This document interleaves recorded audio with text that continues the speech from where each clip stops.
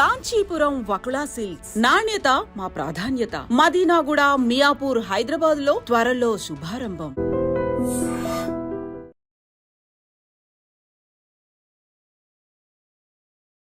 నమస్కారం, welcome to I dream. ధర్మ మార్గం విత్ విజిత కార్యక్రమానికి స్వాగతం.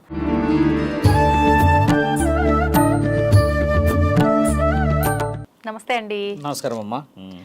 మనకు ఇప్పుడు వచ్చే ఉగాది తర్వాత మార్చి 29న మరి ఎప్పుడు అనేది కరెక్ట్గా తెలియదు, కానీ ఉగాది ముందు తర్వాత ఈ మధ్య కాలంలో ఎప్పుడు మొత్తానికి షష్టగ్రహ కూటమి ఏర్పడుతోంది అని చెప్పి వింటున్నాము. చాలామంది మార్చి 29న అని డేట్ కూడా మెన్షన్ చేయడం అయితే జరుగుతోంది.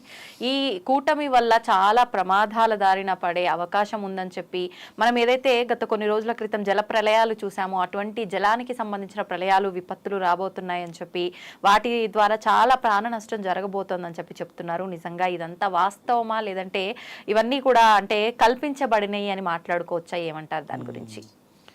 శాస్త్రం ఏంటంటే కల్పించడానికి అధికారం లేదు. గ్రహణం అనే దానికంటే ముందు మన దగ్గర ఇక్కడ చూస్తామా, పంచగ్రహాలు కలిసాయి. 5 గ్రహాలు కలిసిన తర్వాత 6, తర్వాత 7 గ్రహాలు కలిసేది 8, తర్వాత 9 కూడా ఉన్నది. షష్ట అని అంటే చూడమ్మా, 6 గ్రహాలు ఎందుకు కలుస్తాయి? చాలా మందికి తెలియాల్సింది ఏంటంటమ్మా, గ్రహాలు కలవడానికి మానవ శరీరానికి, ముఖ్యంగా సముద్ర గర్భానికి సంబంధం ఏమిటి? ఈ 3 కొంచెం డెప్త్గా తెలుసుకోవాలి. ఇప్పుడు షష్టగ్రహం అంటే ఏంటంటమ్మా, సూర్యుడు చంద్రుడు ఇద్దరు ఉంటారు. వారి వారి ఖచ్చితంగా ప్రక్రియలు ఏంటంటే ఉదయం, సాయంత్రం, తర్వాత రాత్రి కదా. ఇప్పుడు సూర్యుడు చంద్రుడు ఇలా కదులుతున్నాడు అనుకోండి తల్లి. ఇలా కదులుతున్న ఈ తరుణానికి ఇటొక ఇద్దరు వచ్చేసి మొత్తం వాళ్ళని కదలకుండా చేస్తారు. అంటే మొత్తం 6 గ్రహాలు అయితే అప్పుడు ఆ 6 గ్రహాల ఈ మూమెంట్ ఏంటంటే మైక్రో లెవెల్ ఆఫ్ 30 సెకండ్స్ అంతే. ఈ 30 సెకండ్స్ రావడానికి 6 అవర్స్ పడుతుంది. బాగా గమనించాలి.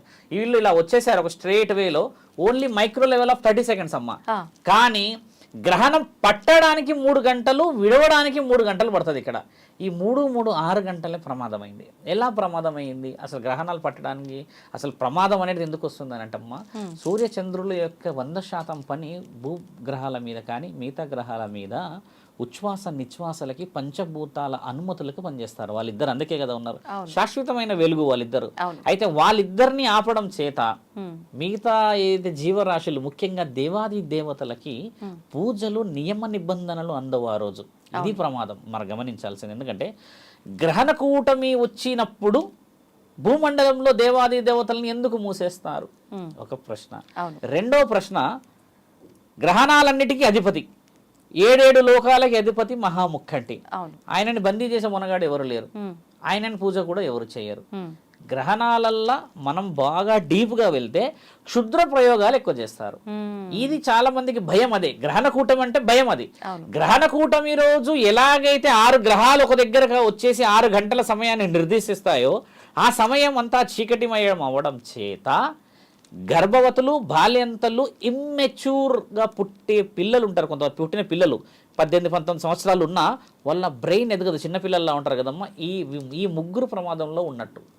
వీళ్ళు ఎందుకు ప్రమాదం ఉంటారంటమ్మా, ద రేడియేషన్ ఏదైతే ఉంటుందమ్మా, అతి నీళ్ళ లోహిత కిరణాలు చాలా చాలా చాలా చాలా వైల్డ్గా వస్తాయి. ఒక గ్రహణం అంటే సూర్యగ్రహణం, చంద్రగ్రహణానికే బయటికి వెళ్ళొద్దు అంటారు.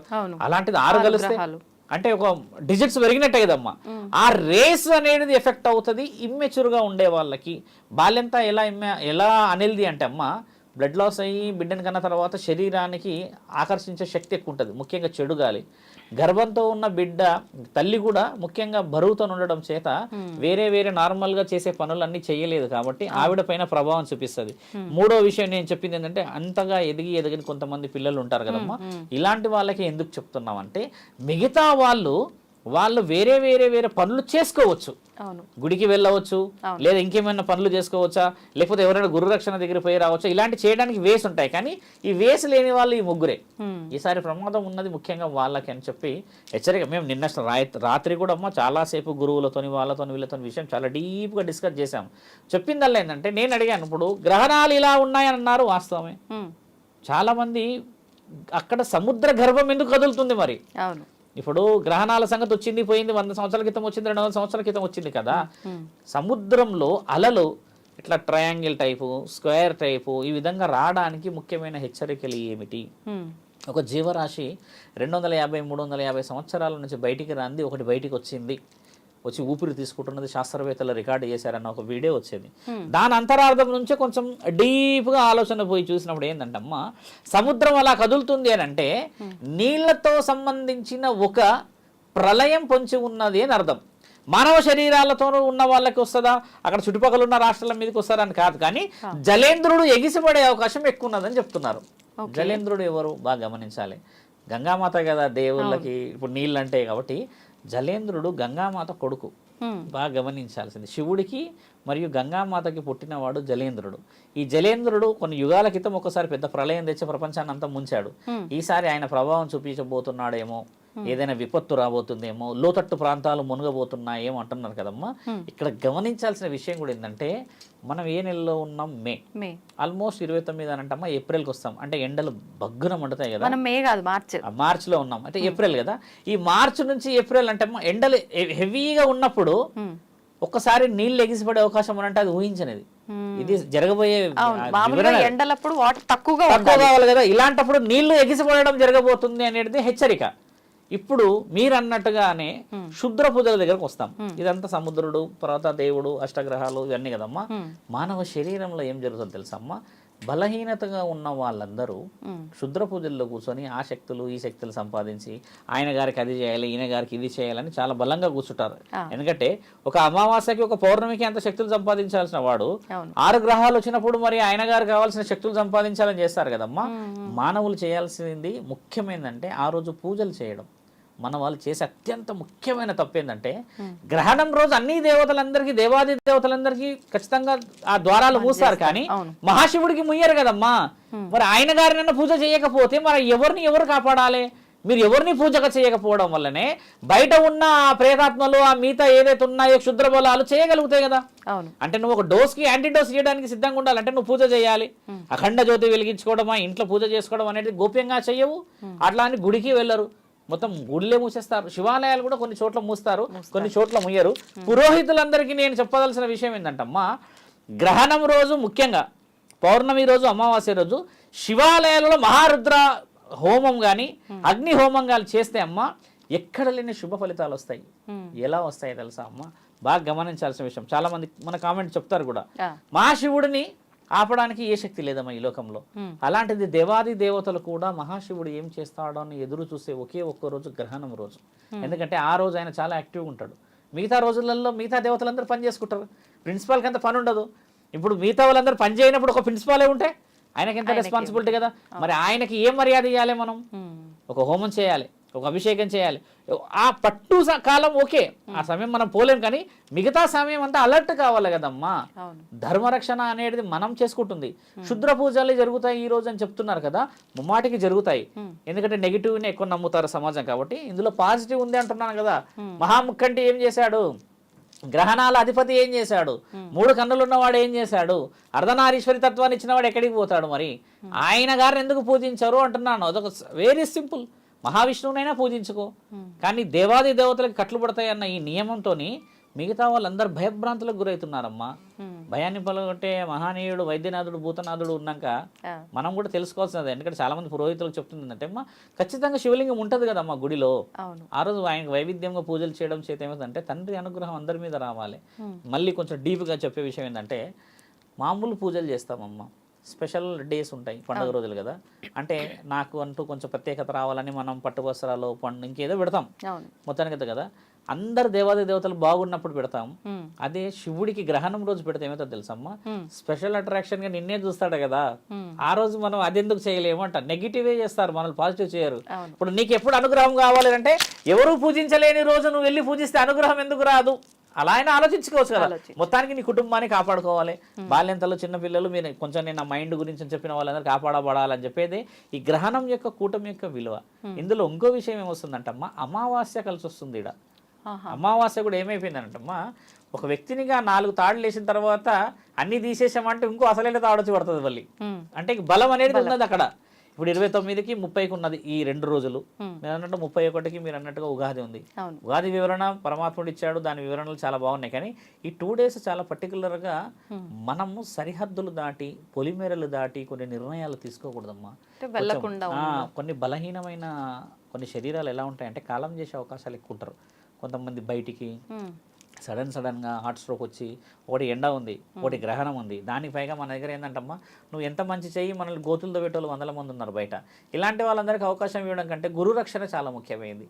నేను ఇంతకుముందు కూడా కొన్ని వీడియోలు ఏం చెప్పానంటమ్మా, గోడకు ముడుపు కడతాంగా ఇంట్లో గుమ్మానికి, ఆ గుమ్మానికి బలం ఎలా వస్తుంది అని అడిగారు ఒక అతను నన్ను.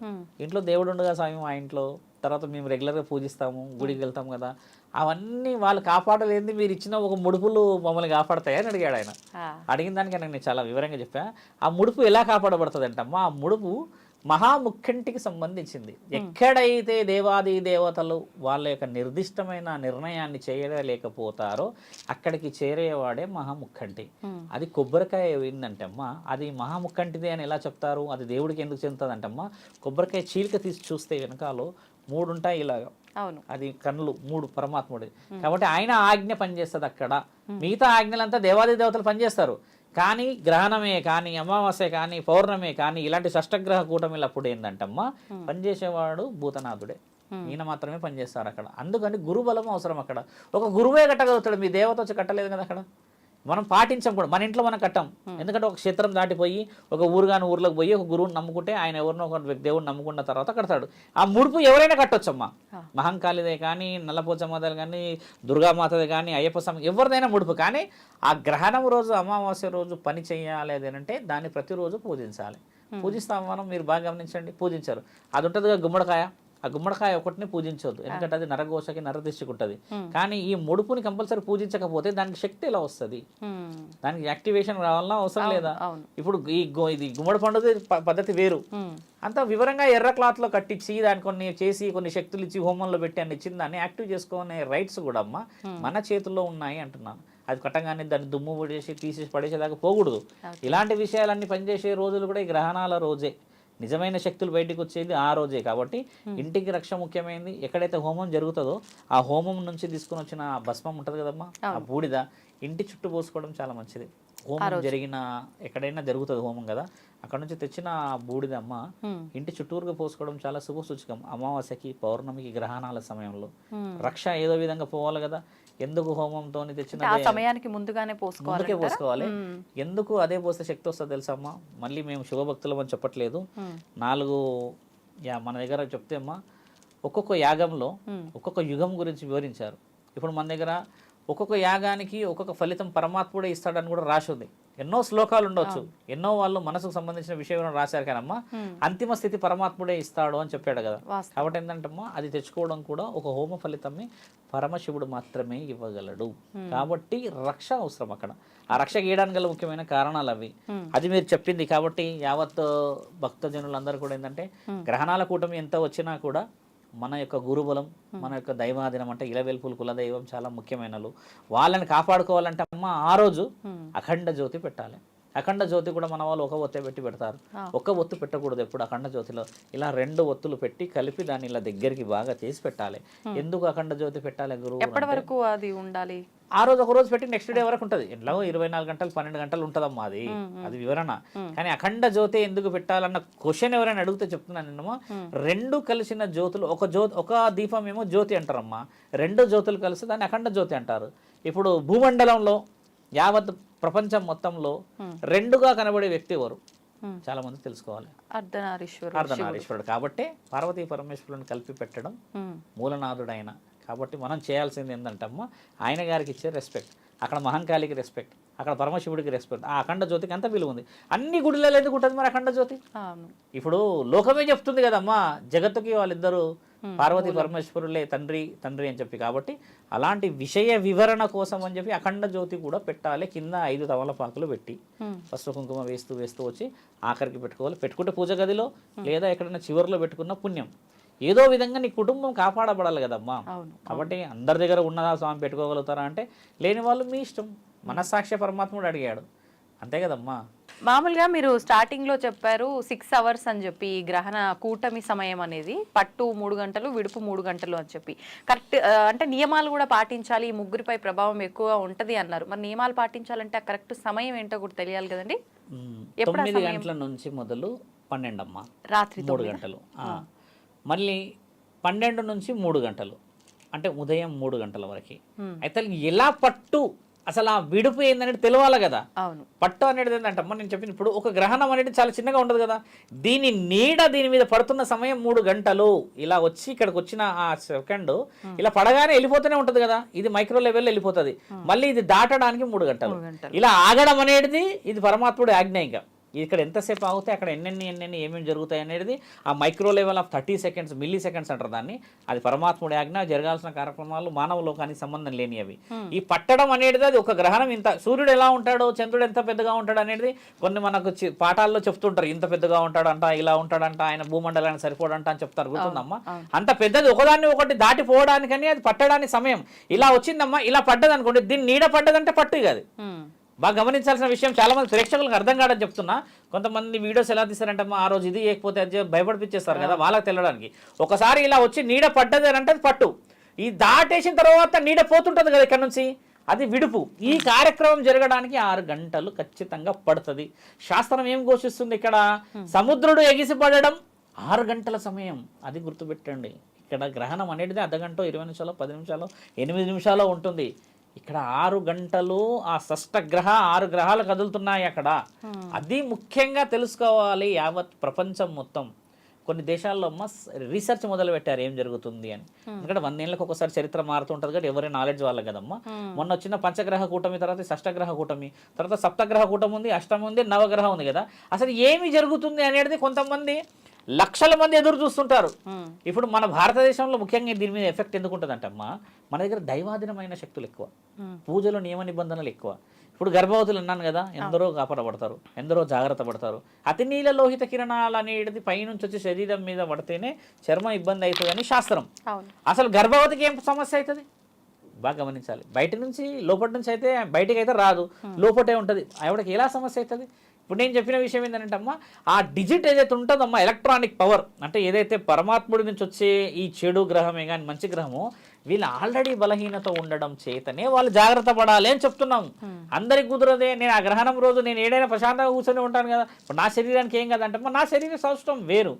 ఆల్రెడీ బలహీనం ఉన్న వాళ్ళకి ఆ హై రేడియేషన్ వచ్చేసి ఎఫెక్ట్ చేస్తే ఒకసారి బ్రెయిన్ ఇబ్బంది చేయడమా, లేకపోతే ఒకసారి సొమ్మసిల్లి పడడమా, లేకపోతే సడన్గా ఏదన్నా అయినట్టు కళ్ళు మూసుకుపోయినట్టు వెనకొచ్చి పడడం జరిగితే ఈ సమయంలో ఎవరైతే క్షుద్ర పూజలు చేయడానికి కూర్చుంటారమ్మా, ఈ అకాల మరణాలు చెందిన ఆత్మలను పంపిస్తారు వాళ్ళు. పట్టకారమ్మనండి. ఎందుకు పట్టుకొస్తే ఏమవుతుంది? వాడికి కావాల్సింది ఏంది? శక్తులు కదా. వాడికి కావాల్సిందని ఏంది? నిక్షిప్తులు కదా. కాబట్టి వాడు ఏం చేస్తాడు, ఒక బలహీనుణ్ణి వాడి శరీరంలో కలుపుకుంటే వాడు బలవంతుడై వేరే చేయడానికని ఈ సమయం ఉపయోగిస్తారు క్షుద్ర పూజలు చేసే మహానుభావులు వాళ్ళు. అలాంటి వాళ్ళందరికీ చెక్కు పెట్టేది నేను ఇందాక చెప్పిన కదా, ఒక యాగం, ఒక హోమం, పరమశివుడు ఉన్నాడని. అలాంటి ఎక్కువ శాతంగా మాట్లాడరు మన వాళ్ళు. వచ్చే గురువులు అందరూ కూడా ఏంటంటే ఆ రోజు ఏం జరుగుతాయని చెప్పి సగం మందిని భయపడిపిస్తున్నారు. మా అమ్మ అలా కాకూడదు అంటున్నా. మార్గం ఉంది కదా. వ్యాధి పుట్టక ముందుకే పరమాత్ముడు మంది కనిపెట్టాడని రాసింది కదా ధన్వంతరిలో. ఇంకా మనం ఇంకా వ్యాధి వచ్చింది, నిర్ధారణ అయింది, డయాగ్నోస్ అయింది, కానీ పెట్టుకోలేకపోతున్నామే. ధర్మం కాపాడబడాలి. అదమ్మా వివరణ. ధన్యవాదాలండి. నమస్కారం.